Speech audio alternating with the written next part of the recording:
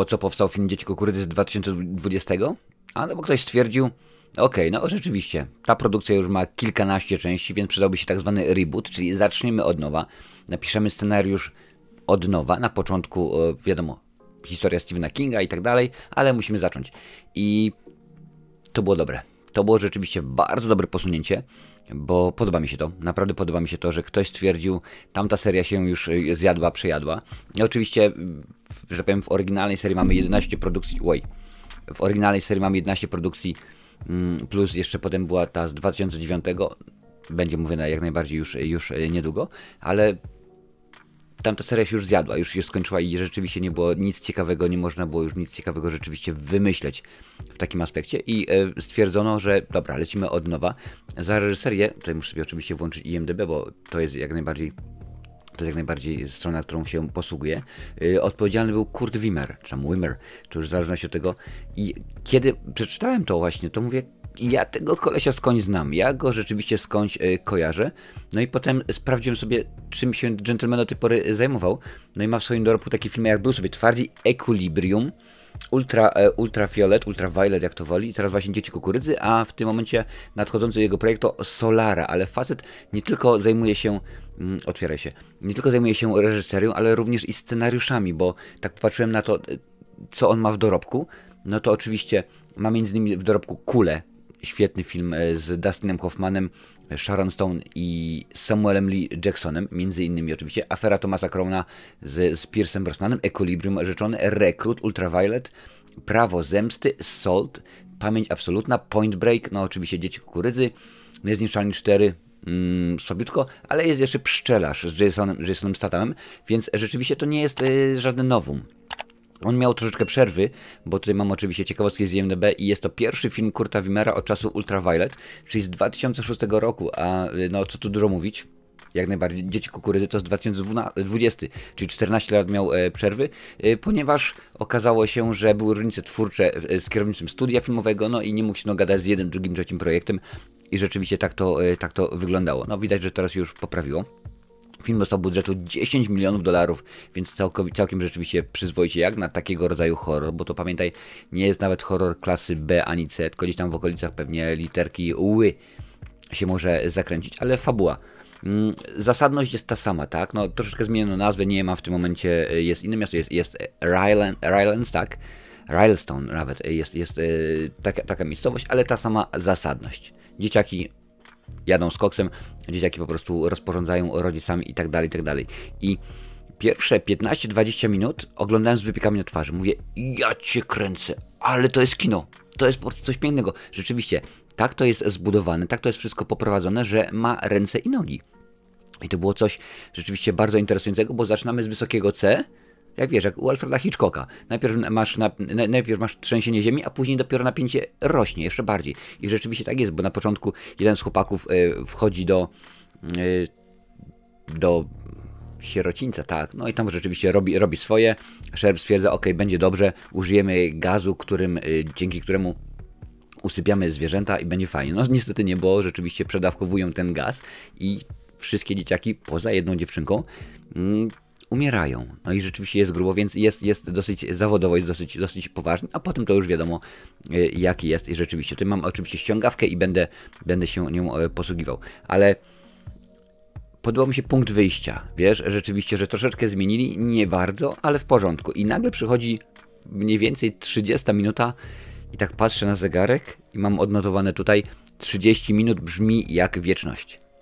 Więc coś się dzieje pomiędzy 15-20 minutą a 30, że ten film zaczyna się dłużyć, zaczyna się robić niemiłosiernie długi i rzeczywiście coś tutaj się dzieje, bo zasadność była fajna, ale okazuje się, że ta kukurydza, tak, no wiadomo, że musi być kukurydza, dzieciaki są pod wpływem tego, który chodzi za łanami, one who walks behind, czy jak behind the rose, no i rzeczywiście, miasto stwierdza burmistrz, że no przyjechała kiedyś wielka korporacja, powiedziała weźcie nasze pestycydy, weź naszą chemię, będzie super, a teraz ziemia umiera, kukurydza już nie jest dobra, więc musimy wziąć pieniądze z rządu, oni przyjadą, zakopią to wszystko i będzie elegancko, w Rylestone nie będzie już więcej kukurydzy, a my coś musimy sobie pomyśleć innego. No i dzieci się oczywiście buntują, bo miasto zagłosowało, tak, my jesteśmy, żeby to zrobić, a dzieci, ale my nie głosowaliśmy, my chcemy i tak dalej.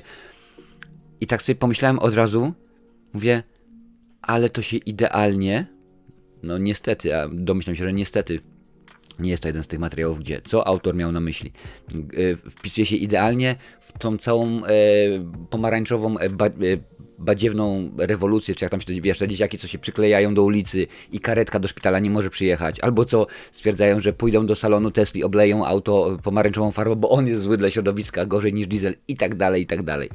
Także tutaj dzieciaki są automatycznie bardzo przeciw, co prawda z innego powodu, no bo wiadomo, że dla nich tam jest ten ich bożyszcze w tej kukurydzy i nie mogą go poświęcić, ale ich reakcja dokładnie jest taka sama, jak tylko popatrzyłem, to mówię, o proszę bardzo, normalnie to jest to, co rzeczywiście te pomarańczowe bęcwały robią, wiesz, tam idą do Luwru i oblewają Monalizę pomarańczową farbą, bo to rzeczywiście zrobi wielką różnicę, a Monaliza to jest zło i ona sprawia, że nieważne.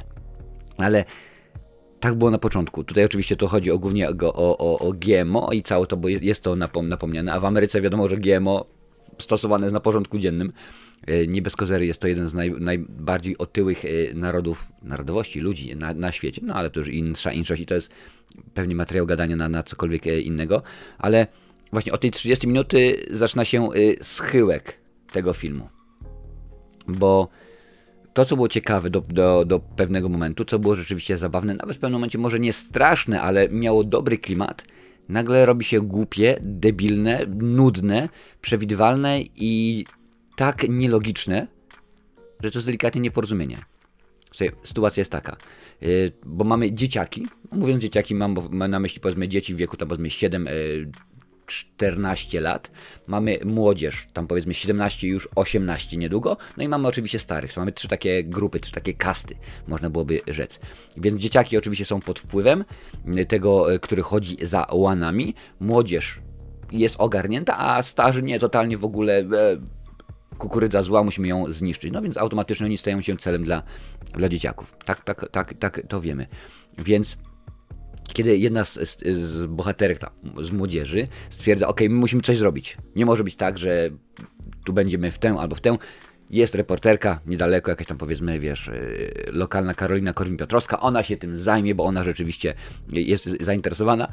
No i stwierdzają, ok, no to my zrobimy tak, że zrobimy taki, powiedzmy, udawany sąd nad rodzicami. To sprawi, że oni przemówimy im do rozsądku, mówią do jednej 10-latki, słuchaj, tutaj będzie reporterka dzisiaj, masz po nią pojechać, umówmy się na stację, tak?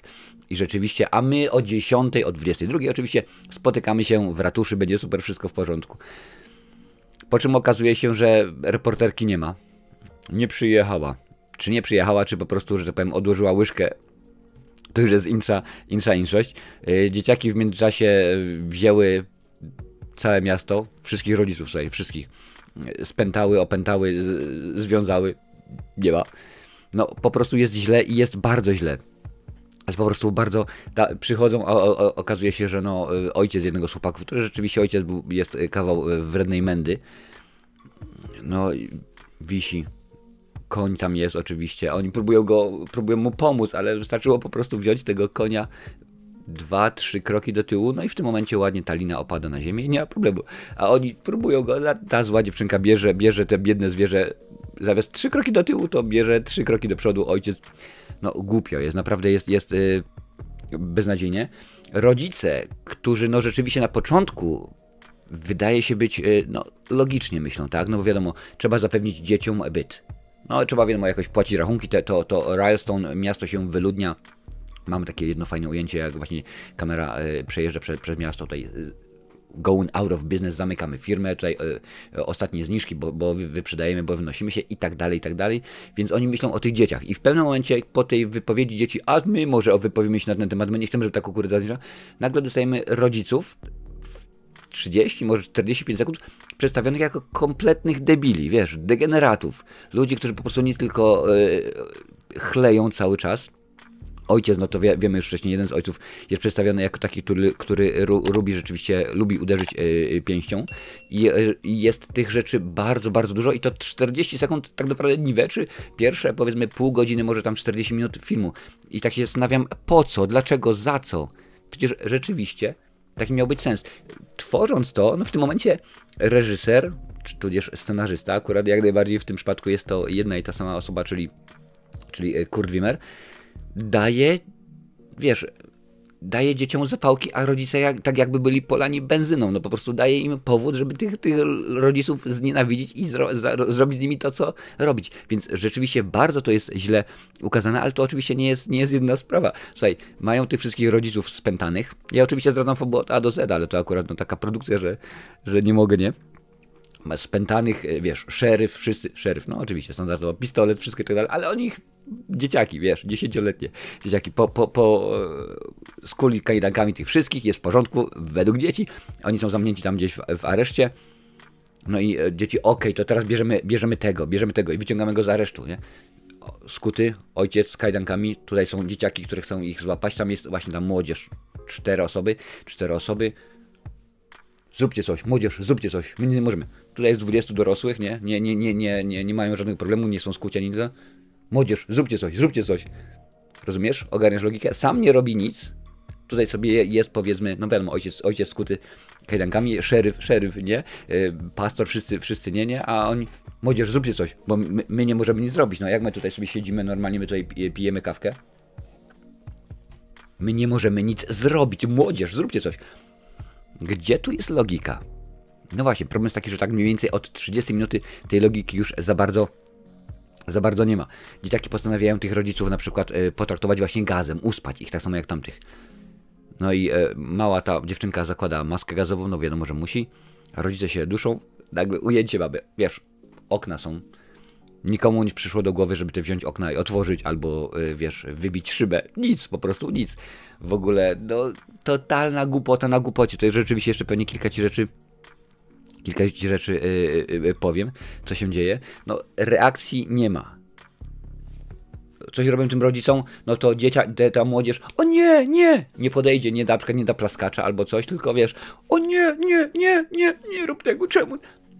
Naprawdę, rodzice tak samo, nic w ogóle, totalnie zero reakcji, nic się nie dzieje.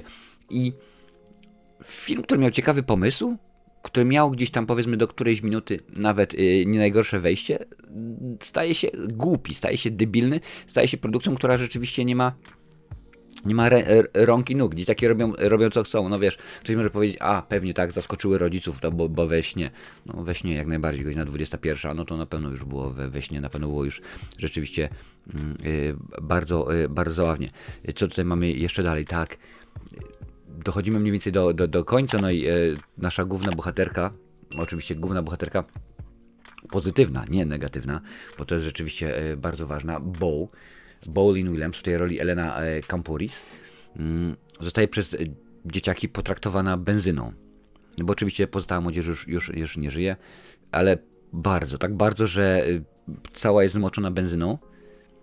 Tak bardzo, że kiedy ucieka przez pole kukurydzy, z niej się leje. Ale nie to leje, że wiesz, że jakbyś pomyślała, idziesz na basenie czy coś, kapie z tej woda. Nie, leje się ciurkiem, po prostu taka zostaje, wiesz, abyś wzięła spokojnie wiaderko i tak lała. W porządku, no to się dzieje. No to potem ona nagle stwierdzi, że to musi być klimatycznie, wiadomo, bo chce spalić to zboże, że w aucie jest, auto oczywiście nie zapala, potem no wiesz, znasz te motywy. Nagle postanawia, że to będzie świetny pomysł, żeby wziąć zapalniczkę z auta, zapalić papierosa, nie? Udaje, że zapalić papierosa i to wrzuci tam. Tak sobie pomyślałem, czy słyszałaś kiedykolwiek o oparach benzyny? Czy słyszałeś o tym, że papieros nie odpali? No bo nie odpali, to wiadomo, że w filmach odpali, no ale mniejsza o większość. No i ona chodzi z tą zapalniczką cały czas tutaj bez problemu w ogóle i tak dalej. Tak sobie myślę, i ja cię kręcę. Potem mamy pożar, wielki pożar, bo rzeczywiście to wszystko się pali. I nic, jej się nic nie dzieje. Ona cały czas jest zboczona, cały czas jest oblana. Nawet sama mówi, czy myślałaś, że ja oblana benzyną, i tak dalej. Bo mówi to do Edin, w tej roli Kate Moyer, zresztą świetna, o niej powiem za chwilę troszeczkę więcej. No i logicznie nie jest dobrze. I dodam jeszcze, że logicznie jest bardzo źle. Ten film względem fabularnym nie istnieje. I to mnie bardzo, bardzo martwi. Aktorsko jest bardzo źle. Również. Ale jest jaśnie nowela. Rzeczona Edin Edward, czyli Kate Moyer w tejże roli, czyli nasza zła czerwona królowa, jak się sama właśnie nazywa. Naprawdę To jest dziewczynka, no tutaj wygląda na jakieś powiedzmy 8 lat, aż nawet sprawdzę, czekaj, w którym roku się urodziła, są takie informacje. Pewnie oczywiście nie ma, bo to wiadomo jest kobieta, a to się nie podaje. Jest, 2008 rok, czyli ona tutaj ma 12 lat. Tak gra, jakby to była rola oscarowa, naprawdę świetna jest. Jeżeli chodzi o jej antagonistkę, jest genialna. Oglądając ją, właśnie może przez to te pierwsze 20 minut mi się wydawały tak cudowne, ponieważ byłem zauroczony tym, co ona prezentuje, wiesz? No niestety później, jak to mówiano w misiu musiałem zapamiętać, żeby te plusy nie przysłoniły nam minusów. No i tak akurat wyszło, że rzeczywiście już było bardzo, bardzo źle, ale jeżeli chodzi o jej rolę, to jest naprawdę cudownie. No i pojawia się jeszcze również Bruce Spence i jego twarz trudno zapomnieć, on po prostu jest to facet z drugiego albo trzeciego Mad Maxa. To ten taki facet, co latał helikopterkiem, więc stąd go kojarzę. A potem nie, no każdy, kto tutaj występuje, począwszy od szeryfa przez burmistrza, jest po prostu beznadziejny, jest słaby, no i tutaj akurat nie będę nic mówił. Możesz pomyśleć, stary, to już jest w tym momencie 13 część. No tak, ale zaczynamy od nowa, mamy nową produkcję, nowy budżet. Film oczywiście kręcony był w Australii, w Nowej Południowej Walii. Akcja się dzieje w Stanach Zjednoczonych i wiadomo. I to było kręcone w 2020 roku, w trakcie, tak, wtedy kiedy świat się zatrzymał, ale film mógł być kręcony, ponieważ nie była to produkcja związkowa, że tak powiem, był to film produkowany, finansowany niezależnie, więc nie było jak najbardziej problemu z tym. I no, w 2020 nakręcony, dopiero wydane w 2023, więc to wszystko pewnie mówi. Ale rzeczywiście tutaj jest bardzo źle, ale tak złym, jak do tej pory ten film opowiedziałem, on właśnie nie jest. Bardzo nie po polsku powiedziałem, ale chyba będziesz wiedzieć, o co chodzi. Otóż świetnie, naprawdę świetnie. I nie mówię tego z przekąsem, po prostu mówię rzeczywiście szczerze. Świetnie jest ukazana kukurydza. Te ujęcia właśnie tych łanów kukurydzy, te ujęcia, kiedy coś tam niby widzimy, coś tam wychodzi, ale nie wiemy, co jest grane, naprawdę jest to genialnie zrobione. To jest chyba najmocniejsza, zaraz obok Kate Moyer, najmocniejsza rzecz w tym filmie, najlepiej zrobiona. Bo to jest rzeczywiście coś, co zwróciło moją uwagę. No ja wiem, ktoś powie, stary, jeżeli oglądasz film i zwracasz uwagę na muzykę, na efekty specjalne, na zdjęcia, czy tam na kostiumy, no to znaczy, że film jest słaby. Tak, to jest słaby film, zgadzam się, ale akurat ta rzecz mi się bardzo podobała i trzeba przyznać, że ten film również jest krwawy. Widać rzeczywiście, że Kurt Wimmer ma doświadczenie i wiedział, jak ten syrop kukurydziany, nomen omen, z czerwonym barwnikiem użyć, żeby to było rzeczywiście sensownie. Jest brutalnie, tak, trzeba się zgodzić, trzeba powiedzieć, że jest brutalnie w tym filmie, bo kilka rzeczy, które jest pokazanych, no to naprawdę robi wrażenie, aż możesz się zastanowić, jest źle i jest bardzo źle, ale to wszystko nie jest w stanie sprawić, że dobra jedna, no dobra, może 1,5, tak, bo ta Elena Kampouris, czyli Bo, też jakaś tam nie jest najgorsza, czyli może dobrej półtorej roli na cały film. Kilka ujęć sprawią, że to będzie dobra produkcja, bo tak jak dobre były ujęcia tej kukurydzy, tak rzeczywiście jak jest fajnie, bo jest krwawo, no to pokazują nam tego naszego złola, tak, tego, który chodzi za łanami. I tak patrzę, mówię, pięknie, ale zaraz wlecą prawa autorskie. Zaraz się Marvel upomni, że Groot pojawia się w tym filmie, bo człowieku dostajemy Groota. Tutaj nagle się okazuje, że to jest Groot i to jeszcze bardzo źle wyanimowany. Przypomnę, 10 milionów budżetu. Można by powiedzieć, ok, mieli pieniądze na to, chyba rzeczywiście nie na to, możliwe, że rzeczywiście, że poszło na coś innego, może wydali na maseczki i na inne takie rzeczy, które były rzeczywiście potrzebne w tamtym okresie, bo kiedy on jest pokazany na początku, kiedy powiedzmy jest tylko tam gdzieś łapa, czy patrzymy w tę kukurydzę i coś tam niby widzimy, ale nie widzimy i jest to rzeczywiście fajnie zrobione, ciekawie, ale później ona, nieważne, ukazane jest to coś w całej krasie, no to tak się zastanawiałem, mówię, co to jest po prostu, jak to można byłoby zrobione. Jeden z widzów który jest wielkim fanem twórczości Marka Poloni, to ten facet do takiej produkcji jak tam, wiesz, jak Rekinstein i tak dalej, i tak dalej. Dokładnie, to jest takiego samego, no może delikatnie lepsze, bo w HD rodzaju produkcja, że bardzo źle on wygląda, jest to naprawdę nie super zrobione. Na koniec oczywiście wiadomo, że jak to w przypadku takich produkcji, mówię oczywiście o horrorach, Koszmar z ulicy Wiązów, Halloween i tak dalej, no, nie ma zakończenia, tak? Wiadomo, że film się kończy, ale potem ktoś przeżywa, coś zostaje, a żeby była kontynuacja. I uspokoję cię. Kontynuacji póki co nie będzie, bo po raz trzeci powiem, że film miał budżetu $10 milionów, a zarobił, bo ten film był wyświetlany w kinach. Tak, był wyświetlany w kinach w 2023 roku, oczywiście później platformy VOD, ale jest to pierwsza produkcja od drugiej części, czyli od 92 roku, czyli 21 lat. Nie było żadnego filmu z cyklu Dzieci Kukurydzy w kinach i ten się pojawił i zarobił astronomiczne $545 000. Nie? Dobrze powiedziałem. Budżet 10 milionów, zarobku $545 000. Także delikatnie mówiąc, jest źle, jest bardzo źle. Więc mam nadzieję, że przez najbliższe kilka lat nie otrzymamy kolejnej części Dzieci Kukurydzy, bo jak do tej pory, i tutaj mi się wydaje, że nic się nie zmieni, mimo że mam do omówienia jeszcze jeden film, jest to jedyna seria, gdzie nie ma produkcji, którą bym pozytywnie ocenił. Wiesz? Trudno darmo. Kiedyś w wywiadzie dla Deadline Hollywood News z 2016 roku Stephen King powiedział, że mógłby się obejść bez wszystkich kontynuacji Dzieci Kukurydzy. No tak na dobrą sprawę jest to drugi film, trzeci, jeżeli liczyć ten z 2009 roku, który jest na podstawie opowiadania Kinga. Reszta to jest takie, powiedzmy, popłuczyny, wiesz, gdzieś tam silna woda po kisielu. Coś tam grali, ktoś tam mówił, ale my zmieniamy całkowicie fabułę i jest źle. Więc no rzeczywiście jest tutaj bardzo źle. Ale jeżeli lubisz takie materiały, to daj suba i włącz dzwonek z opcją wszystko, bo jeżeli Ci podobają, to jak najbardziej będziesz wtedy informowany na bieżąco. Ale tej produkcji Ci niestety nie mogę polecić. Jest ona nie do oglądania, no chyba że rzeczywiście Stephen King to Twój Bóg i wszystko, co on stworzy i wszystko, co zostanie zekranizowane na podstawie jego twórczości, a już niedługo będzie kolejna ekranizacja jego książki o pewnym psie, oglądasz, czytasz, no to jak najbardziej oczywiście. Jeżeli Dzieci Kukurydzy wyznaczają coś dla Ciebie, pewnie, że tak, obejrzyj, jeżeli musisz. Jeżeli nie musisz, to sobie daruj. Jak chcesz, w opisie, także przy pierwszym komentarzu wrzucę link do chyba pierwszych 6 części, a może nawet i tę część znajdę gdzieś tam na VOD, to wrzucę link, możesz sobie zobaczyć, obejrzeć, sprawdzić, czy ta produkcja coś dobrego wnosi, coś ciekawego prezentuje, jakiś poziom.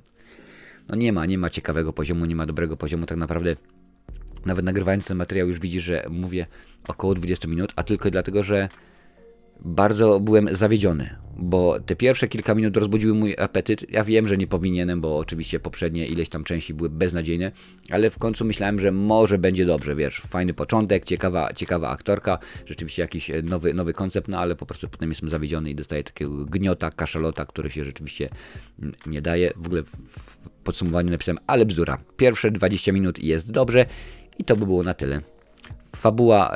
Fabuły brak, aktorstwa brak, efektów wizualnych brak. Dobre ujęcia z kukurydzy i główna dziewczynka. Więc to, co Ci powiedziałem, to rzeczywiście się zgadza, tak to akurat jest, ale pewnie, że jest zawsze ale. Zawsze musi być jakieś ale. Więcej kultowych horrorów, więcej recenzji lepszych, gorszych, różnych produkcji znajdziesz na tej liście. Obejrzyj, bo warto.